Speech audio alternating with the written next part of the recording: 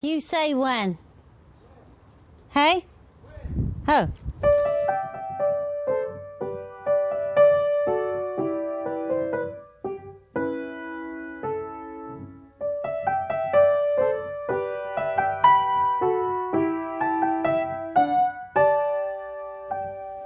Good morning, worm catchers.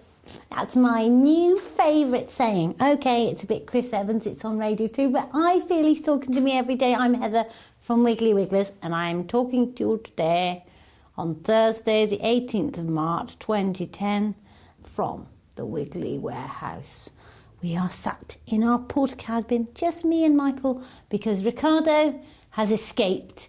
He's gone off to HFW's, Hugh Fernley Whittingstall's, and he's going down there, so he will see you on Saturday if you were there, because of course you will be listening to this on Monday or even further in the future, so you've missed it, but anyway, it doesn't matter.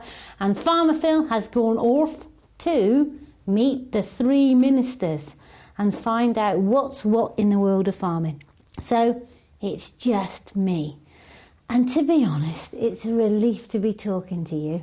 You know when you want to get things off your chest and there's no one else around to listen, and Michael will just be ignoring it all the time anyway. I'd just like to say, am I glad Mother's Day's over. I really am seriously glad it's over. I've packed parcels, talked about parcels, worried about flowers for the past 2 weeks. In the end, we did 780 bouquets, because we had to fit another one because somebody else really needed one and all that stuff. And we had 6 problems. So I think that's not too bad. 3 of those problems were because of you, dear listener, in Scotland, who ordered when you got a postcode that it couldn't actually get there. Not your fault, of course, but that meant it was a bit of an issue sending the goods to the people. So that was 3 of them. And then 3 of them got slightly bashed. But apart from that, all went well. The only thing is that you must know that we are a little bit behind with orders. So you know how some companies have got everything sorted. Last night I watched the John Lewis Partnership training this chap with blonde hair on how to make the perfect pancake. And I thought, Wiggly's isn't like that. What is Wiggly's? Wiggly's is homespun, sort stuff out on the fly. Let's all get in it together. It's just not that smooth flowing. Michael's got his head in his hands because I'm admitting this to you. But it's just not. It's just that we have to do things together. So the point is, you've got to know we're behind with orders. We're about 4 days behind. Please don't let that put you off ordering, because next week we'll be up to date and the week after we'll be really, really wanting you to order. So don't be put off. In fact, I've got a little treat for you coming up in this week's show, and they're sat in front of me, purring with chocolateness. Here they are. This week's show mostly is about one of the most exciting moments I've ever had on the farm. Now, I know your idea of excitement isn't quite the same as mine. Michael's idea of excitement is a Yes concert.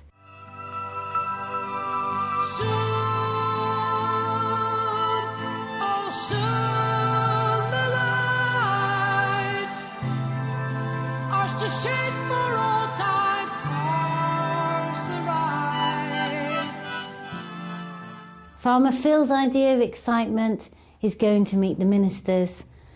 Rachel's idea of excitement is going to Crufts. But you'll have to bear with me, because last Thursday was one of the most exciting days on the farm I've had, and you're going to hear all about it in a minute. Think I'm sad? It's up to you. But here's what La Rustica thinks. If you're wondering what this podcast is, it's eco gardening, farming, life on the farm. One of my favourites so far, 5 stars, says La Rustica. I was catching up on some older podcasts, and number 206 was on the list. That's the tea cast. The discussion on tea was so interesting. One of the best aspects of this podcast, no matter which episode, is that it features people with real passion for whatever topic is being discussed. Well done again. Time for a Montycast, a weekly fact on wiggliness. The Montycast, a weekly fact on wiggliness. We now have 2 light Sussex hens and 1 light Sussex cockerel. Another Montycast next week. Okay, dear listener, come with me. I'm just going to walk into the Wiggly warehouse, but I've just spotted the oyster logs. And naughty as it might seem, I've just shocked one into life. So that person might get their mushrooms a little bit quicker. Shall we do one more? Yes. No one will know. Here we go. Into the Wiggly warehouse. On my right, Strolch. That's nice stuff for, putting around plants and everything. Last of the native hedgings going out. I'm going in now to the hive of activity, hopefully. Loads of orders going out. Hi, Rach. Hello. New system. Lovely. Show me how you get the orders off. Oh, wow. Okay, well, we have to go to sales. And once in sales, we just click on it and we can choose to get our first class, our second class or our courier ones out separately. So, nice. There's our first class post. Click on it. There they all are. We tick them all, print them all in a batch, scan them all in a batch to say they've been picked, scan them all in a batch to say they've been packed, and at the end of the day, they get shipped when the courier collects them all. Why are those top 2 pink? The top 2 are pink because they're priority. That means that a customer has either paid extra for them, so they go to the top, or they've got live worms in or something like that they have to go before the other ones. Let's have a look at it then, see who's it going to. Who's that one going to? Okay, so this one is actually going... Oh, it's going to Mrs. Butter. Going to Mrs. Butter, and she wants 500 grams of mealworms sent out today, priority, to be with her tomorrow. Rightio. So they will. Thank you, Rach. So thank you, Pearl. We love Pearl. Just a few hiccups.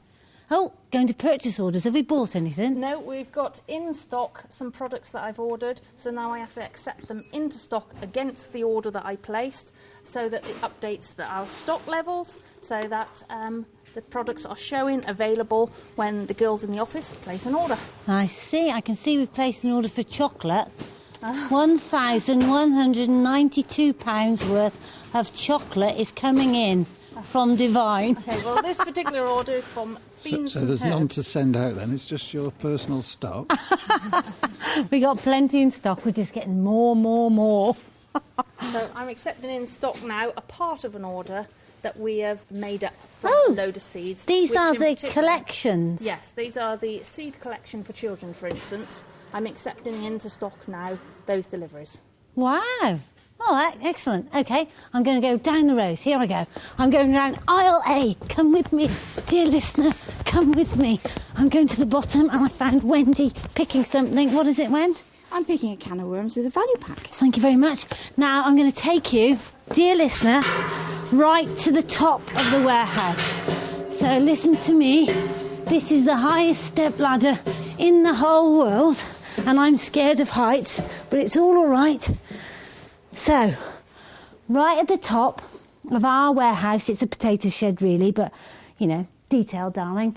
I can see exactly what's going on. So, in 3 aisles, we've got 3 lasses picking for today's orders. Every product is located in a bay, an aisle and a shelf, so we know where the stuff is. To try and get you your orders quicker, and right on the top, we've got Sooty's special spare stock. And that's where everything that's right up here is kept to feed those shelves below. So if you want to know extras that we've got, I can tell you from up here. We have too many Magno balls. We have too many baskets. And we have too many flower tubs, but apart from that it all looks pretty darned good. So I'm coming down again. I'm going around the corner. Come with me. Come round the corner with me. I'm in the seed department here and the herb pharmacy department. So it looks like every seed we've got in stock. Well done, Pippa. Oh, onion Stuttgart's not, because they finished doing that. Wild rockets in stock. Oh, just one. That means it'll already be on order. Here's Hoggy's Homes. I heard a lady who set up a Hoggy's Home yesterday on Twitter and is a little bit worried it's near the barn owl box. Now, I don't think there's too much of a worry because your hedgehog travels up to 2 miles a night. So I think relax. Here we go, round by the oak hoggies homes and at the side of here, which is full of bug boxes and seed. I'm just going to get to the top so that we can follow another order going out before we go to my most exciting day on the farm for some time. Here we are. I wonder if it's Mrs. Butter going out. Let's have a look. Here it is. It's Mrs. Butter. So her order's just going out, going through the post now. So hope you get it tomorrow. If you're listening, Mrs. Butter, and if you know her, give her a ring and say it's on its way. I've just caught up with Wendy, and Wendy, I've got this little bribe for you if you'll read out a review. Really? And it's these chocolates, and they're fresh. Really? So we've never had these at Wiggly's before. They're freshly made. They go out of date on the 29th of March. They're made of fresh cream. And we've got extras because on Mother's Day we ran out of Nuts by Chocolate or something, and they sent these special ones to make up for it. So, Chococo, thank you very much. These are for you and Ricky and Ellie, but I've also got a little treat for you next week. But first of all, I'm just going to tell the podcast listener about their treat. We've got 10 boxes of these, and I always give little treats to tweeties and Facebook followers. But dear podcast listener, this week, it's for you, darling. Now, if you're listening in 2020, you've missed it. But if you're listening on Monday the 22nd of March 2010, you have got first go at the 10 boxes of chocolates. So what you need to do is, you can only have them if you order, because the thing is, I can't be bothered to post them if you're not. But if you pop into the website Choc, CHOC, they'll come up and they're just for you. And you've got 10 chances. Now, these girls here won't be allowed because I'm just about to give them theirs. They're the only other people in the world that know. And if you don't get the 10 on Monday, they're going to Tweeties on Tuesday, Wednesday. So it's up to you. But little treat. So here's your chocolates. Please, will you read out the review? And then I'll tell you about next week's warehouse treat. Woo! Wow, oh wow. I have been the lucky recipient today of not one, but 2 Wiggly bouquets for Mother's Day. I was given special permission to open them early. They are spectacularly beautiful, a truly glorious selection of flowers, flowering twigs and foliage, beautifully arranged and delivered safely and securely in excellent packaging. My house looks and smells amazing. Thank you so much, Wiggly Florists. Who's it from? Nemone Head. Thank you, Nemone. Did you write that yourself? No, I didn't. I couldn't write anything as nice as that. I'll believe you. Right, next week's treat is, do you remember we had the meal by the ladies at Kingston? Well, we're not having that. We're having fish and chips and eclair day next week. So you'll have to make sure that I choose a day that you're here. What day are you here, Wendy? I'm not... What do you mean, what day am I here? I'm here 4 days out of 5. I'm not here on a Tuesday. It won't be on a Tuesday then. Thank you very much. Ricky, you were involved in Mother's Day. I was. How'd you get on then? Oh, lovely. You're coming over there forever? No. Why not? You're forever. a florist. I like packing as well. Do you? Did you enjoy your time? Yes, it was lovely working with flowers again. 'Cause Nice I like smell flowers. in there, wasn't It was lovely. Yeah, The a bit bloom fraught, smelled wasn't it? lovely. Well, it was a bit at times. So anyway, I thought you could read this one out because I reckon you did these flowers. Oh, I hope so.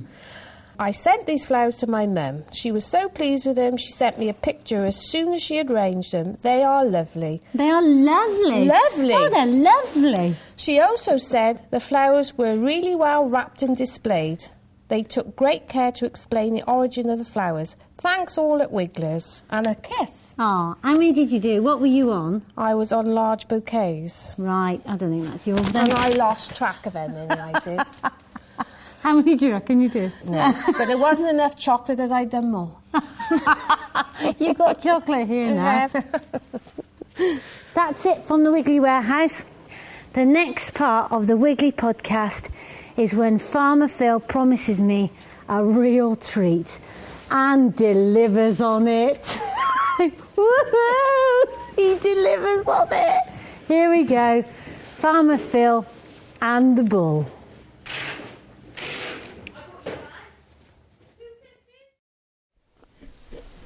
Well, it's another day at Lower Blakemere Farm. Quite an exciting one for me, I must say, Farmer Phil.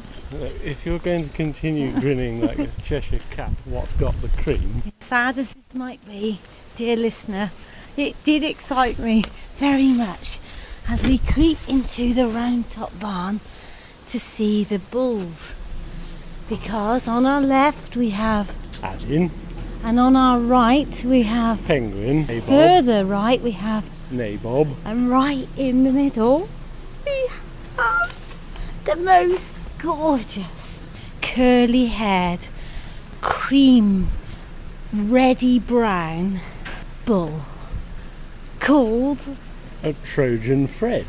Here he is. I've made it, dear listener. You know, since I've been married to Farmer Phil, we've had many arguments about organic or not organic. Well, I'm happy to give you that non-organic is absolutely fine. I accept this after 18 years. Non-organic is fine with me. What's important is sustainability, what's important is accountability, what's important is traceability. But I have won the battle of the bulls. Here he is, a Hereford bull, the first Hereford bull that you have ever had at Lower Blakemere. That's true. We used to have them years and years ago. When we first started with cattle, we used the Hereford bull as the terminal sire to produce single suckler calves, and then gradually as the tastes for meat changed, or probably more accurately the supermarket's tastes for meat changed, the requirement was for bigger joints of leaner meat, and the Hereford became superseded for that purpose. You absolutely traded your roots, your passion for food fashion. Not entirely. What actually happened was that the Hereford breed took a decision to not develop where other breeds decided that they would develop, and the Hereford paid very dearly for it, in this country at least, because they ended up by being very small, which is actually the reason why I want a Hereford bull, because in conjunction with Penguin, who's an Angus bull, I want to use them as the first sire on young heifers. So I don't want a big calf, and I want to use that half native breed on the MRI cows to produce heifers to save for our own use. And obviously if I have a heifer by Fred, then I've got to use Penguin on her, or vice versa. If I have a heifer by Penguin, I want to use Fred on her as the first cross when she's young. There does seem to be a small problem with Fred, and that is that Penguin is about 3 times the size. But then and he's Fred, 3 times the age. But Fred seems a little short in the leg. But that actually is exactly what I'm talking about. Whether or not you agree with the trends within the beef industry, that is what the Hereford breed in this country has been selected for, because that was the breed type. But the meat's going to be better because it's going to be... The meat will be absolutely fine, but the meat yield won't be as good. But it'll be marbled with the fat that It Hereford... will, but that's where we have to realise the premium for the eating experience rather than just the lump of meat. What is interesting, if you go to look at North American Herefords, they'd be much more like the Charolais and Angus that we've got here in terms of size. That is the difference. But But look he at will him. he will grow. You know, he'll get bigger than that. How did you get him? Well, I've got a very good friend who spends, well, his business is buying and selling cattle, and he values our cattle for Will and I when we trade cattle between us, and he spends a lot of time, knows a lot of different farmers, and so it's very suitable for me as somebody who doesn't spend any time in the market, doesn't spend his time going round all these different farmers, to say to Tony, can you find me a nice Hereford bull that I want to do this, that and the other with, or alternatively, can you find me a few replacement heifers that I want to do this, that and the other with? And he invariably says, I certainly can, and we pay him a small commission, but it means that we have his expert opinion and knowledge of the source of these things, and also because he's not the direct buyer. people know him, so they're not going to take him for a ride. Where they'd see me coming a mile away, old Farmer Phil's come out into the market. He never comes to the market. That's going to be worth 50 quid in anybody's money. Dear listener, a world exclusive. We're going to listen to Trojan Fred eating. Bit of wind there, I think. Wow. So what farm did he come from? How do you know he's been well looked after? He looks a bit on the... He's a bit porky. He is a bit porky. He was bred on a farm at Mitchell Troy, which is not very far from here. I'm guessing from what Tony said that it's not a very big farm, and because he's quite what I would describe as quite an old-fashioned type of Hereford, although if you look at his back end, he's got quite a lot of shape. There's a bit of depth. His top line's nice and straight. Hang on, what are we looking at? His bottom? Yeah, so if you look at his bottom, it's nice and square. The tail's set on the back rather than the top. Oh, I can vouch for that. He's got a very square bottom. And he's a sort of Rachel bottom, isn't he? I'm not going to comment on that, but you can see that there's width all the way down, so he doesn't taper in towards the legs, so that you've got... That's where the high value cuts of meat are, so that although he's got a good fat covering, you can see that there's quite a nice shape there. He's got a bit of length, and that's also good, because if you've got a long bull then you've got more loin, and that's where there are high quality cuts of meat. And his feet are good, not that you can see them, but he's got one of the most important things with a bull after his ability to reproduce is his feet, because if you have a lame bull, it's absolutely useless. Have you felt his balls? I'm not personally, but I believe they have been manipulated and found to be firm and in apple pie order. Well, Farmer Phil, I've got to congratulate you. I thought that your pride would get the better of you and you would keep going until you and I were dead without a Hereford bull. I'm looking forward to all the lovely heifers to match him. And what I want to know is, will he breed brown cows with cream curly heads? Well, that'll be quite interesting, because I think what'll happen is that on the MRI cows, because a purebred MRI is brown and white, but more brown and white in the Frisian sense than the Hereford sense, I think you will end up with something that looks very like a Hereford as a Hereford cross. We've got some Simmental cross cows, which are brown and white, but they're a slightly lighter brown, and we've got some Simmental cows with a little bit of Hereford in them. Now I think him on them would produce a red and white heifer, which might be quite a useful type to keep. Quite what's going to happen when we put him on the Angus cross heifers, I suspect we'll end up with a white-faced black cow, but it may be blotchy, and the black of the Angus is very dominant, but there will be a little bit of white. His trademark head will show through, I think. When does he get some nookie? The 23rd of this month. 23rd is nookie day. This is for all of them. It is potential, but they'll have to compete a bit because we haven't had a huge number of calves. But the 23rd of the month is the day that we put the bulls in order to aim to calve. Your cow's still in calf? Well, some are, obviously. When they're having nookie? Obviously they're not going to have any nookie, are they? Because No. there's not much point. But the ones that have calved, they can have nookie to get back in calf. Because it doesn't take 12 months to gestate a calf, because our cows are calving late this time, we will hope that we can get back some of that time, get them in calf quick, to get back into our target calving it time. And how long will he be performing for? Not each cow.